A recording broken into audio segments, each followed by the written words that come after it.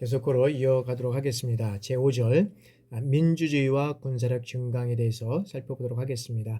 지난 시간에 우리가 이제 살펴본 거는 여러 가지 어떤 그런 전쟁을 통해서 봤을 때는 동맹국에 대한 어떤 협력이라든지 그다음에 어떤 그런 동맹국의 그런 그 전쟁이 발생이 될 때는 그런 그 동맹국 사이에 어떤 여러 가지 어떤 그런 관계를 통해서 협력을 통해서 그런 어떤 긍정적인 평가를 이제 얘기를 했습니다. 그러면 민주주의와 군사력의 증강을 통해서 국방에서 군사력은 이 핵심적인 요소다라고 우리가 얘기를 할 수 있을 것입니다. 그래서 군사력은 군대와 군사 기술, 그다음에 어떤 무기 체계와 같은 이 가시적인 이런 부분과 어떤 전략, 그다음에 지도력, 사기와 같은 비가시적 이런 비물질적인 부분, 이런 것들로 이제 나눌 수 있다는 거죠. 그래서 전쟁 수행 중에 직접 사용해서 효과를 발휘할 수 있을 뿐만 아니라 이제 군사력의 어떤 수준 자체가 전쟁을 억제하고 억제하는 이러한 기능을 하고 있다라고 우리가 보면 된다는 거죠. 그래서 따라서 이 군사력은 전쟁 방지와 이런 전쟁 결과를 분석하는 많은 연구에서 지속적으로 이 중요한 변수로 자리 잡고 있다라고 우리가 볼 수 있다는 겁니다. 그래서 위에서 우리 민주주의 국가라는 요소가 전쟁이 발생한 후 이제 군사력을 가지고 그 어떤 면에서는 결과를 승리로 이끌어내는 데 미치는 여러 가지 영향들을 우리가 살펴봤습니다. 그러면 이제 우리가 이 시간 이유는 뭐냐면 민주주의 국가가 전쟁을 억제하고 억제할 수 있는 이러한 군사적 효과에 초점을 이제 맞추어서 우리가 이제 한번 살펴보도록 이제 하게 하는 겁니다. 그래서 실제로 보면 이제 첫 번째는 이제 적에 대한 억지력입니다. 적에 대한 억지력은 군사력은 전쟁에서 직접적으로 이 적국을 어떤 면에서는 적군을 여기에서는 이 적국을 패배시키는 데 사용되기도 하지만 이 적국의 도발적 행동을 포기시켜서 무력 충돌을 방지하는데 이 효과적인 어떤 역할을 한다라고 우리가 볼 수 있다는 거죠. 이 경우에 특히 이제 어떤 보복의 의지와 그다음에 어떤 의지의 전달은 국가 정치 체제의 어떤 성격과 관련해서 우리가 설명을 할 수 있는데 그건 뭐냐면은 같은 수준의 어떤 군사력을 보유하고 있다 하더라도 정치적 제도의 어떤 성격에 따라서 억지를 위한 이 군사력의 효과가 달라질 수 있다는 것입니다. 그래서 이 피어린이라는 사람은 뭘 얘기하냐면 민주주의 국가들, 이 민주주의 국가들은 이 정책을 이행하면서 실패를 하거나 중대에 포기하는 경우 상대적으로 높은 수준의 어떤 국내적 청중, 이 어떤 청중 비용을 이제 지불해야 된다라고 우리가 이제 얘기를 할 수 있습니다. 그래서 근데 여기는 뭐냐면 여기에서는 이 경우에는 뭐냐면 억지에 있어서 이 중요한 요소는 여기에서는 보복을 할 수 있는 군사력 우위의 확보, 그 다음에 보복을 하겠다는 의지, 그 다음에 그 의지를 효과적으로 이제 전달할 수 있는 것, 이것들을 이제 우리가 얘기를 하는데 실적으로 보면 민주주의 국가들이 여기에서 보면 이제 피어른에 따르면 민주주의 국가들은 여기에서 보면 실질적으로 이 전쟁을 이해하면서 실패하거나 또는 중대에 포기하는 경우 상대적으로 높은 수준의 어떤 청중 비용을 지불해야 된다라고 얘기를 했잖아요. 그렇게 된다면 뭐냐면 여기에서는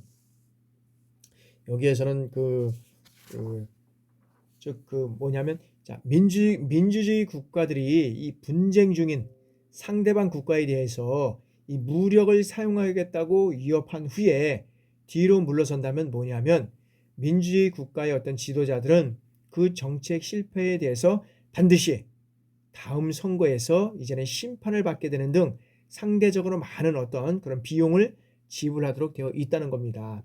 그래서 여기에서는 상대방 국가에 대해서 가야 하는 이 무력 사용이라든지 위협이라든지 그다음에 무력 사용의 의지에 대해서 의사 전달이 보다 신빙성이 있을 수 있고 그다음에 효과적일 수 있다는 것입니다. 그래서 이와 같은 민주주의 국가의 어떤 무력 사용 위협이라든지 그다음에 의지에 관한 이 의사 전달은 믿을 수 있는 것으로 여겨지게 됨으로써 이제는 상대방 국가는 무력 사용과 분쟁의 확대에 따라서 비용을 감수하기 이제 어렵다고 판단되는 이런 실제로 보면 물러설 가능성이 높다는 어떤 그런 측면에서 이제는 얘기를 하고 있는 것입니다.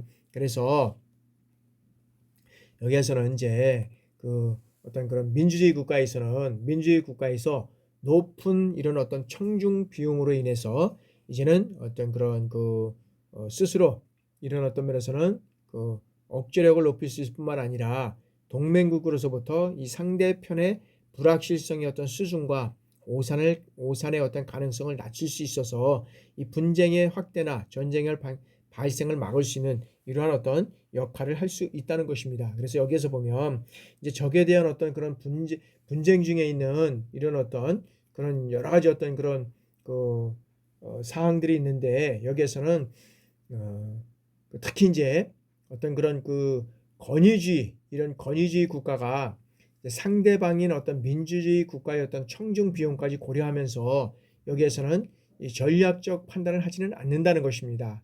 따라서 이러한 어떤 비판적 입장에 비해서 최근에 어떤 청중 비용을 직접 추정할 수 있는 이런 모델을 개발해서 이제 청중 비용이 존재할 뿐만 아니라 그 영향력도 매우 이제 크다는 것이죠. 그래서 이제 이거는 어떤 이론적으로 경험적으로 제시한 어떤 연구 결과들이 이제 계속적으로 발표되고 있다라고 우리가 이제 볼 수 있다는 것입니다. 그래서 여기에서는 자, 적에 대한 여러 가지 어떤 억지에 있어서 여기에 대한 어떤 그런 여러 가지 어떤 그런 민주주의 국가 여러 가지 어떤 그런 살펴보면 여러 가지 어떤 두 세력의 균형을 이루할 수 있고 민주주의 국가에 가진 어떤 세력들이 효과적으로 발휘할 수 있다라고 이제 우리가 보고 있다는 거죠. 그래서 자, 여기에서는 자, 분쟁 중인 국가의 어떤 힘 이런 어떤 사이에서 여기는 이제 균형이 이루어지는 경우가 무력 사이의 어떤 결정과 관련해서 이제는 불확실성과 그다음에 전쟁 승리에 대한 어떤 오산 가능성이 커지면서 전쟁의 가능성이 이제 높아질 수 있다는 것입니다. 따라서 여기에서는 뭐냐면 자, 도전자가 민주주의 어떤 동맹국을 가진 어떤 국가를 상대로 해서 전쟁을 일으키려 할 때 민주주의 동맹국에 대한 어떤 그런 능력과 그다음에 신뢰에 대한 어떤 정부의 불확실성 정도 이런 것들을 통해서 비민주주의 동맹국이 어떤 동맹국의 경우보다는 상대적으로 낮음으로 인해서 군사력이나 어떤 의지에 대한 불확실성 또는 전쟁의 승리를 낙관하는 여러 가지 어떤 오산에 대한 이 전쟁의 가능성이 줄일 수 있는 이러한 것들이 있을 수 있다는 것입니다.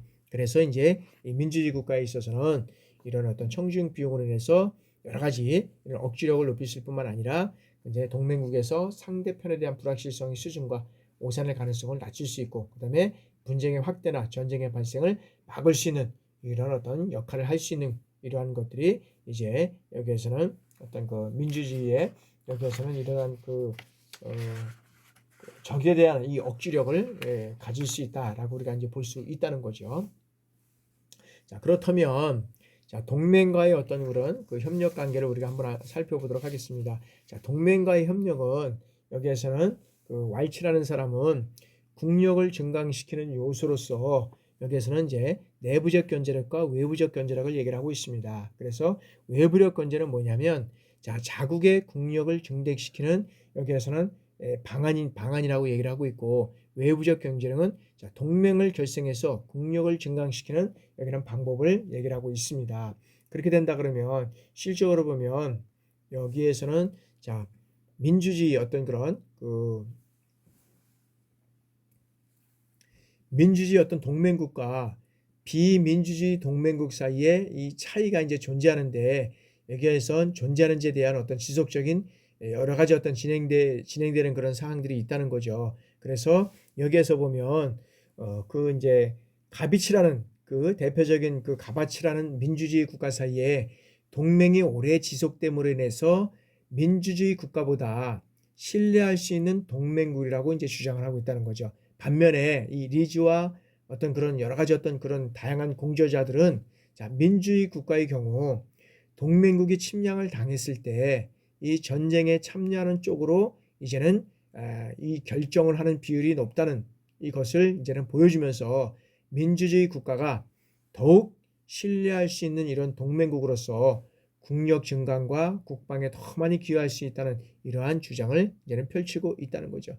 그래서 여기에서 이제 또 다른 반면에 뭘 얘기를 하고 있냐면은 실제로 보면 이제 그 갑이 이제 가츠키라고 하고 그다음에 이제 굴레다시라는 이런 이제 민주주의 사이에 그 동맹에 상대적으로 오래 지속되긴 하지만 이론적으로 민주주의 국가들이 이런 어떤 동맹국을 위해서 전쟁 참여를 결정할 동기는 부족하다라고 이제 여기에서는 지적을 하고 있습니다. 그래서 이 동맹은 빠른 시간 내에 이 군사력을 증강할 수 있는 중요한 수단이지만 스스로 이 군사력 증대와 비교해서 상대적으로 이 불확실성이 높은 이러한 어떤 높은 방법을 가지고 있다라고 얘기를 하고 있습니다. 그래서 이런 어떤 이 불확실성의 어떤 수준이 동맹국의 어떤 정치 체제가 민주적인지 아니면 아닌지에 따라서 이제 달라질 수 있다는 겁니다.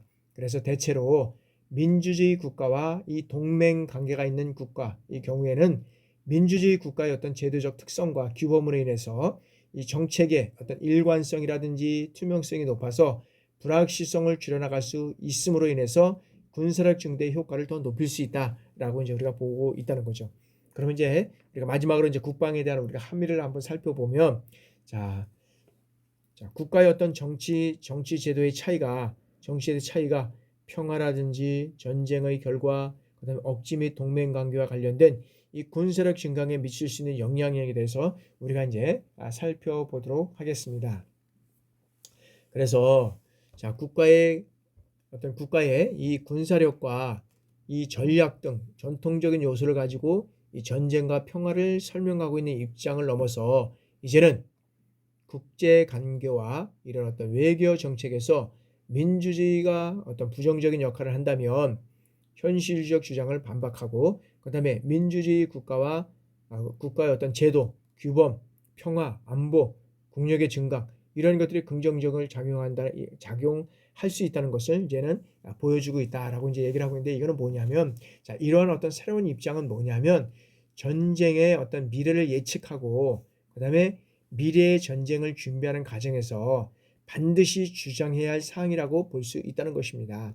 다시 어떤 설명을 한다 그러면 민주주의 역할이 천편일률적으로 적용하는 것은 아니라는 것입니다. 그래서 이 민주주의 어떤 제도적인 장점과 그다음에 이 규범을 잘 활용한다면 전쟁을 방지하면서 안보를 강화할 수 있는 이 군사력을 증강시키고 더 어떤 그 효과를 높여가는데도 큰 역할을 할 수 있다라고 이제 여기에서는 보여주고 있다는 거죠. 실제로 보면 그래서 여기에는 이런 어떤 그 이러한 새로운 입장은 어떤 전쟁의 미래를 예측하고 그다음에 미래의 어떤 전쟁을 준비하는 과정에서 반드시 여기는 주지해야 할 사항이라고 우리가 얘기를 할 수 있습니다. 그래서 여기에서는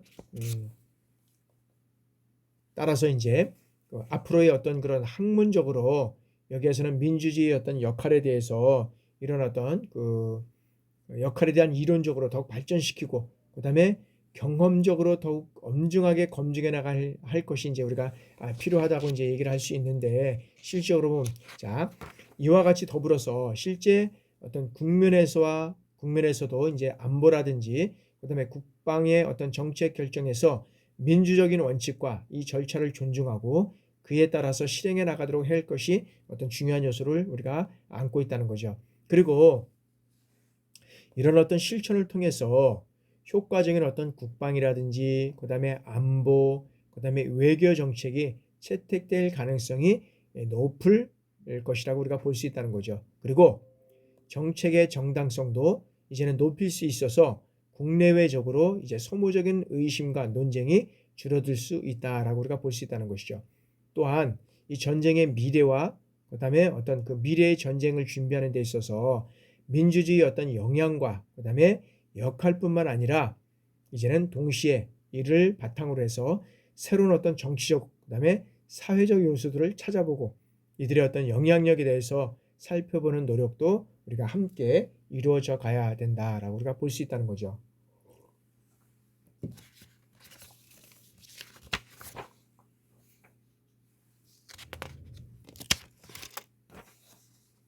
그런 측면에서 이제 우리나라의 어떤 경우를 같이 살펴보면, 자, 이제 한국의 경우를 살펴보면, 자, 민주주의가 어떤 국방력에 중대한 영향을 그 어떤 영향에 대한 논의가 이제 많지 않았다는 거죠. 그래서 이와 관련해서 어떤 그런 이런 어떤 민주주의가 부정적인 영향이 강조되어 이제 왔다는 거죠. 그래서 국방과 관련해서 민주주의가 효율적이지 이제 못하다고 여겨져 왔고, 그리고 권력의 어떤 집중이라든지, 그다음에 신속한 결정, 그다음에 어떤 여론의 문제들이 강조돼 왔다라고 우리가 볼 수 있다는 거죠. 그러나 실질적으로 보면 여러 선진 민주 국가들의 어떤 그런 성과를 본다면, 자, 민주주의에 대한 어떤 기준의 회의적인 관점에서 벗어나서 안보와 이제 국방에서 민주주의가 가지고 있는 어떤 긍정적인 효과에 대해서 우리가 적극적으로 이제 관심을 가지고 이제는 검토할 필요가 있다라는 것입니다.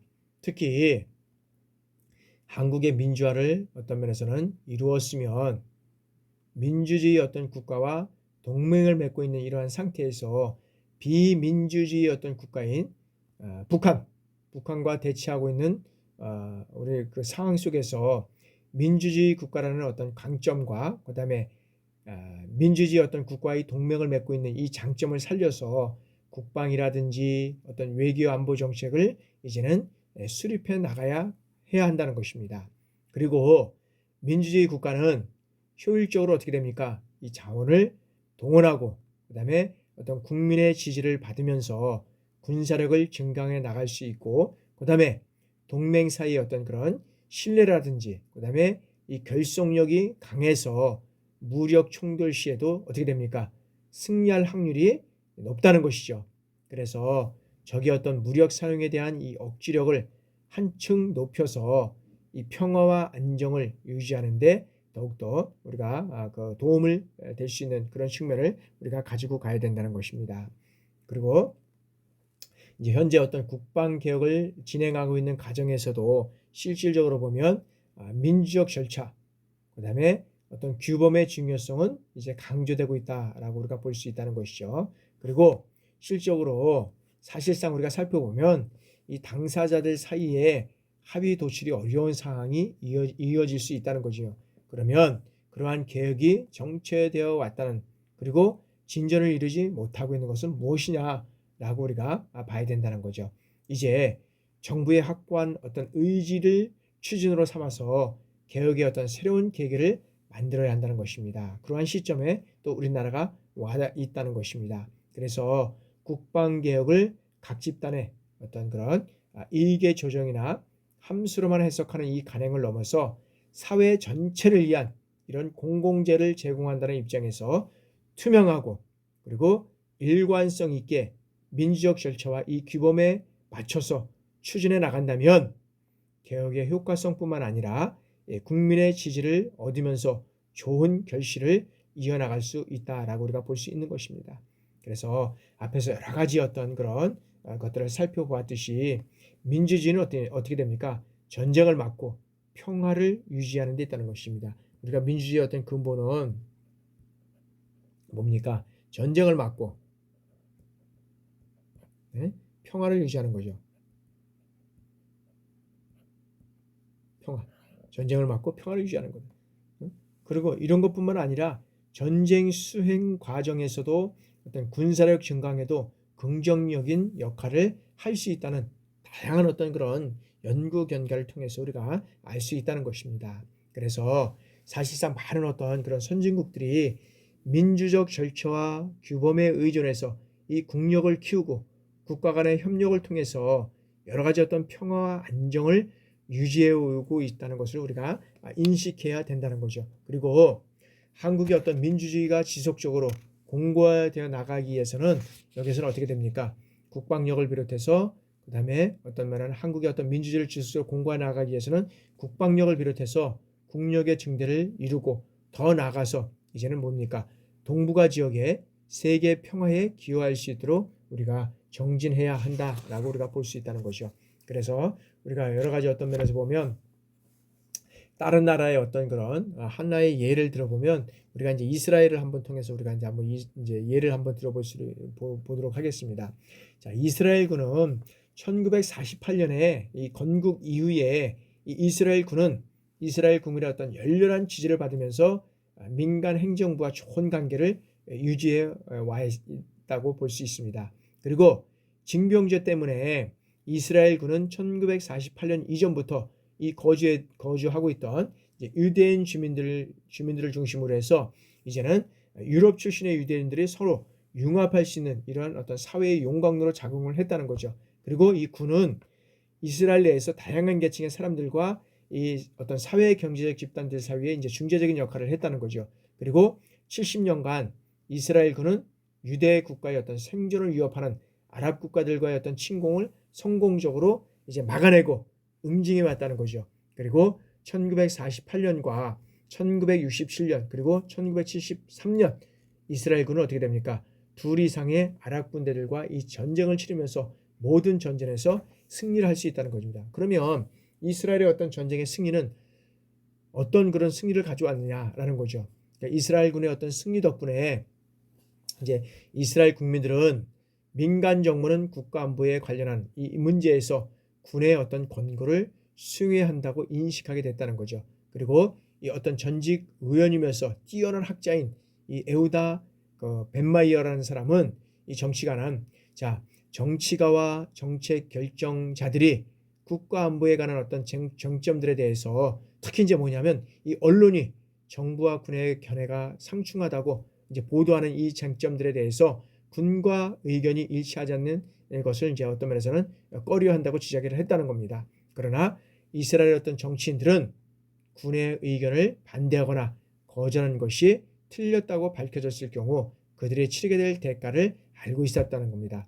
그러면 어떤 결과를 이루어졌냐면 자, 중동 지역의 어떤 이런 정치 군사적 문제점들을 너무나 복잡하기 때문에 이제는 손쉬운 해결책을 이제는 찾을 수밖에 없었다는 겁니다. 따라서 이런 해결책을 찾기 위해서 이스라엘은 어떻게 되냐면 자, 민간 정부와 군이 지속적으로 대화하고 이를 통해서 정책을 수립하고 집행해 나갔다는 겁니다. 다시 여러 가지 어떤 중동 문제, 군사적인 어떤 문제는 여러 가지 복잡한 문제를 해결하기 위해서는 어떻게 해야 되느냐. 이 해결책을 찾기 위해서는 이스라엘의 어떤 민간 정부와 군이 지속적으로 대화하고 그다음에 이를 통해서 어떤 정책을 수립하고 집행해 나갔다는 겁니다. 그래서 이스라엘 합참 의쟁을 어떤 그런 지낸 국방부 장관이기도 했던 그 모세 얄론은 이와 같은 어떤 민군 간의 대화가 정부의 목표와 그다음에 정치적 목적의 실행을 위해서 필요한 군사적인 선택, 그다음에 그 한계를 논의하는데 필수적으로 보았다는 것입니다. 필수적인 것으로 보았다는 겁니다. 그러나 이런 어떤 대화에서 군이 주도권을 행사했고, 그다음에 때로는 그 주도권은 너무나도 강력했다는 겁니다. 그래서 이스라엘의 어떤 정책 결정 과정 중에서 어떤 외교부라든지 이런 국가안보위원회 같은 어떤 그런 그 민간 조직들이 많은 경우에 이 발언권을 상실하게 됐다는 거죠. 그래서 이러한 어떤 상황은 계속적으로 이어져 갔지만 군의 기획이라든지 이런 어떤 정보국장이 국가 안보를 위해서 계획을 준비할 뿐만 아니라 평시 외교정책 관련 문제에 대해서 이제 내각에 권고할 책임이 있다는 이 사실에서 이제 분명하게 여기에서는 이제 그런 내용들이 이제 드러나고 있다는 거죠. 그래서 어떤 면에서 보면 이스라엘군이 민간 정부의 정책이라든지 의사결정 과정에서 주도권을 행사하는 문제를 해결하기 위해서 이 얄론과 셀라는 1999년에 총리 직속으로 뭘 설립했냐면 국가안보위원회 이런 어떤 권한을 강화할 것을 이제 제안을 했다는 겁니다. 그래서 거기에서 이제 국가안보위원회의 권한이 강화되면서 정치 지도자인 이 총리와 내각 구성원들이 이제 군사라든지 어떤 전략적 쟁점들을 이제 제대로 이해할 수 있게 됐다는 겁니다. 그래서 이스라엘군이 제시하는 어떤 방안에 대해서 구속되지 않고 보다 어떤 포괄적인 측면에서 여러 대안을 분석하고 그다음에 정책을 결정할 수 있는 그런 어떤 역할들을 여기에서는 주장했다는 겁니다. 그래서 이 수상과 장관들이 단순히 어떤 최고 사령부의 이 권고를 무조건 수용하는 수동적인 추종자 이런 것이 되지 않고 그들과 의미 있는 이런 의견 교환을 통해서 이런 어떤 권관을 이제는 받아들이고 판단해야 됐다는 거죠.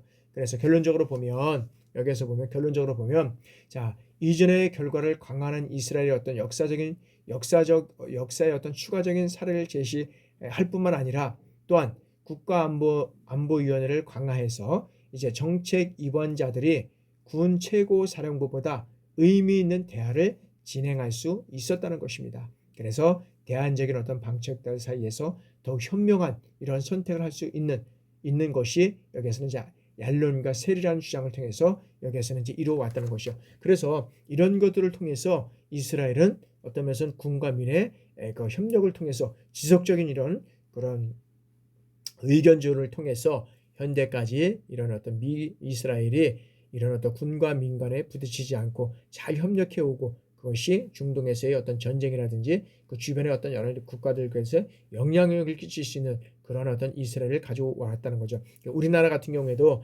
실질적으로 보면 이런 어떤 전쟁을 통해서 여러 가지 어려운 과정을 통해서 이루어왔지만 실질적으로는 군과 민이 이제는 여러 가지 어떤 그런 다양한 어떤 그런 그 의견 교환 그다음에 그런 것들을 통해서 이제 민과 군이 서로 협력을 통해서 이루어갈 때 우리 어떤 그런